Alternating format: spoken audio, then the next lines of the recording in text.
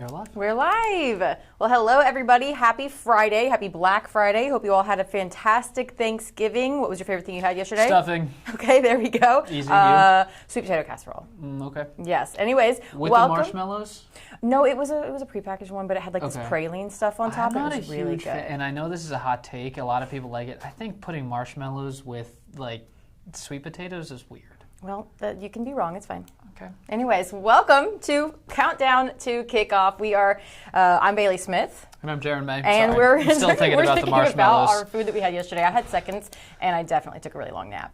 I had at least 3/4 of a pie.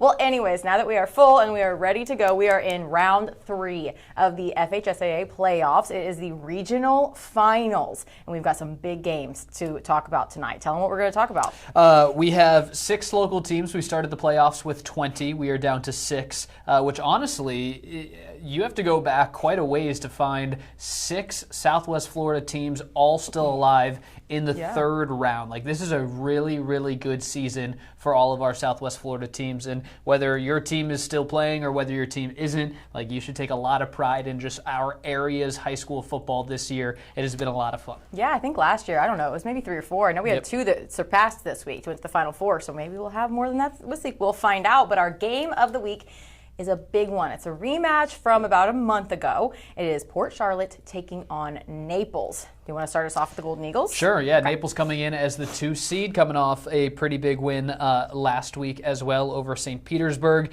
10-2 on the season. Their only 2 losses, American Heritage, which is a top 25 team in the entire country, and Port Charlotte. It was a 21-18 loss at Naples. Now the Golden Eagles are going to go on the road to Port Charlotte, to the Cove, and that is a hard place to play. They've made it to the regional finals 3 straight years. They have lost 2 straight times. This is obviously their 3rd in a row. They lost to Dunbar in the past 2. So can Naples finally get over that hump, get back to the Final Four? They are obviously one of the most historic programs in all of Southwest Florida.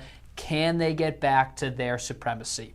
If they are, it's going to be the 2-headed monster in the backfield that we've talked about all season long. Sean Simeon has been carrying the Golden Eagles. However, with Trayvon Jean coming back into the lineup last week or maybe even the week before, whatever it was, he takes some weight off of the shoulders of Simeon. He gives the defenses a little more difficulty because he got to account for both of them. So that offense is going to be rolling most likely. Although the Port Charlotte defense is really good and obviously only held Naples to 18 a couple weeks ago. Yeah, so as we said, it's a rematch from the 25th of October.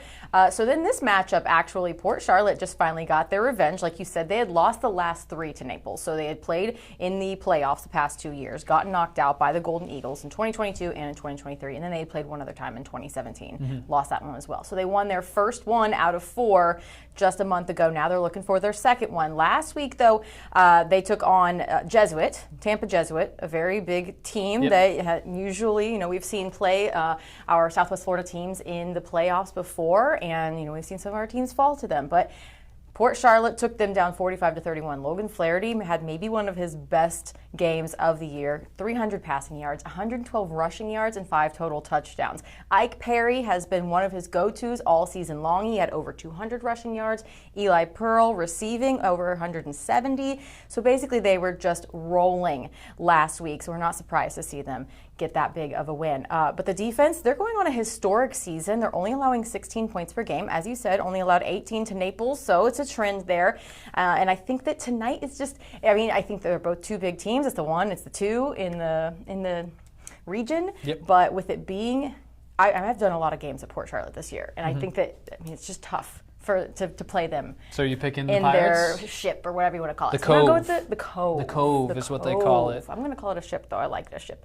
The Pirates. Pirates? I'm you going to gonna match do? you there. Yeah. No offense, Naples. I think that you guys could do it too. Yeah, if you're I mean, watching this, please prove me wrong. I don't know. Naples could go out and beat them. However, I think this is Port Charlotte's year. We'll see. What Jordan Ingman has built up there, and they've always been, a very steady team. But now they get to actually prove it and get to the Final Four. I like Port Charlotte a lot tonight, especially being home, like you said. Yeah. Okay. Let's go down to 2A. Yep. Bishop Verot taking on Cardinal Mooney. Another. Is this every single one of them is a number 2 versus number 1? It is. For the games that for we'll our- be going to, there Yeah. are For the games that we won't be going to tonight, number 6 Cypress Lake is over on the East Coast. They are playing Miami Northwestern, the top seed, and then number 3 Riverdale is up in the Bradenton area, taking on number 1 Manatee. Okay, but back to the ones we are going to. Bishop Verot and Cardinal Mooney. I can get us going with Cardinal Mooney. Okay, so they're on an 18-game winning streak. They are 11-0 this year. They are the reigning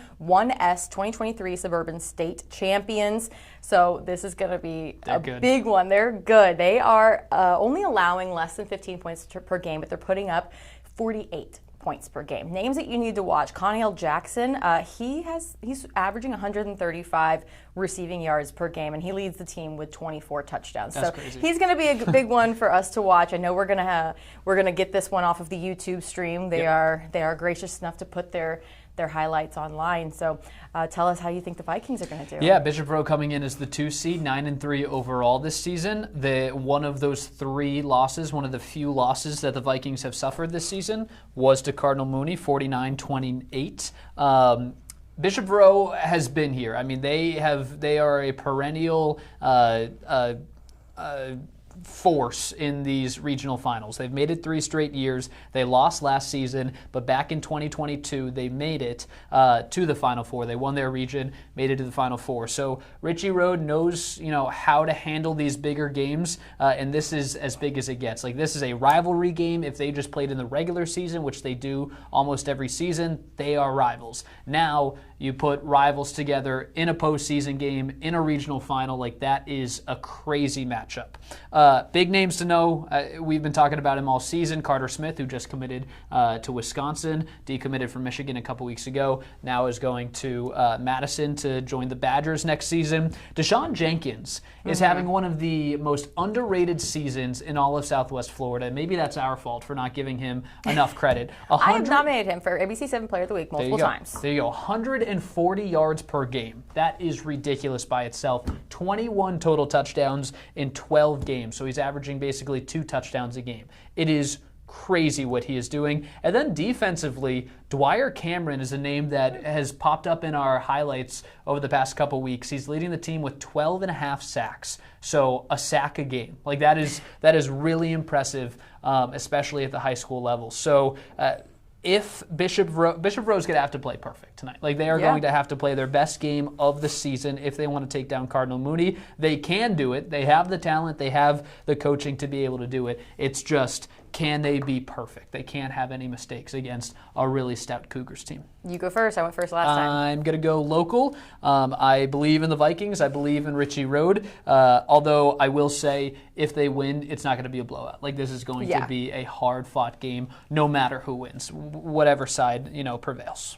I'm going to go with them as well because I cannot count out our local teams. Cool. I have to root for our local teams. There you go. Sorry, number 1 seed Cardinal Mooney. The next one we're talking about is Cardinal Newman. Yeah, Man, there's too many Cardinals in this one. A lot of Cardinals. All right, so the next one, Cardinal Newman and FBA, and number one seed and number 2 seed matching up in the 1A regional finals. So get us started with Cardinal Newman. Sure. 1 seed, 9-1 this season. They just blanked CSN, like just routed the Seahawks last week, 42-0. Their name to know, this is a sick name. It's his nickname, Jabo Brown. I like it. He is RB1. He is their go-to guy, putting up about 100 yards a game, 16 total touchdowns. When you look at their stat sheet, not one guy other than Jabo kind of jumps off the page. It's not like they have 1 or 2 central stars that they rely on, and if that guy or that guy is having an off game, that means that they're going to fall apart. Like, they are very even across the board,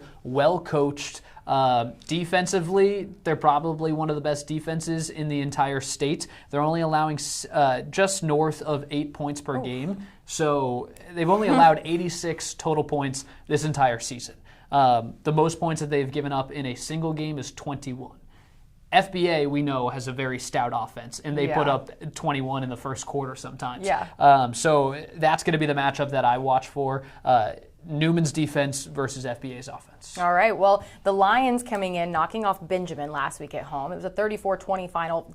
Brady Quinn, I could say his name every single week because he delivers every single week. I mean, I've talked to people and they're like, man, that kid is good. Yeah. Like, yeah, I know, and he's only a freshman. He had nearly 350 50 passing yards and 5 touchdowns. 5 people found the end zone. 5 different guys found the end zone that night. Jaden Petit had 2 of those scores. Bradley Martino had a score and 200 receiving yards. But again, just like you were saying with Cardinal Newman, it's not like, oh man, if we had this one person come out, like the whole offense or defense or anything's going to fall apart.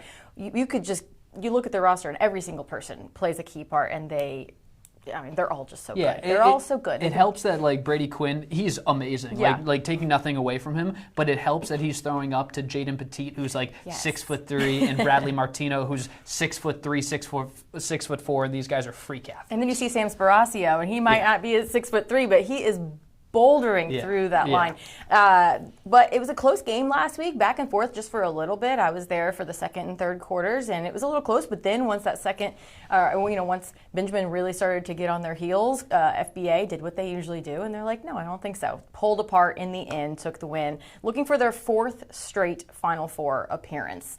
I am going to have faith in the Lions, going FBA. Okay, I'm going to match you there. We're going to team up today because FBA, I mean, every time we see them, they show out. Cardinal Newman's a really good team. Again, it's all of these games are going to be really close. That's what you get when you get to the regional finals. Yeah. Hopefully we have, obviously we can only have up to 5 teams going to the Final Four because 2 of our teams are facing each other. So hopefully we have 5 teams going next week. We will see. Yeah, okay, so we have all of those games. I will be at the game of the week tonight, which again is Port Charlotte and Naples. I'll be talking to their defensive coordinator, Jarrett Debus. We talked about how great their defense is, so I'll be talking to him about that. That's on NBC2 at 5:40ish, so make sure you check that out. And then, of course, we'll be back here. I'll be in Port Charlotte. I'll be manning it down here, and we will have tons of highlights. Tons of highlights and scores, so we better see you back here. Any last thoughts? I'm very excited. I think we'll get, probably, my guess is 3 local teams onto the Final Four. Hopefully you're watching that and you go, no. We're all I never said who 3. I never said who 3. Exactly. All right, cool. We'll see you back here at 11 o'clock. See you then.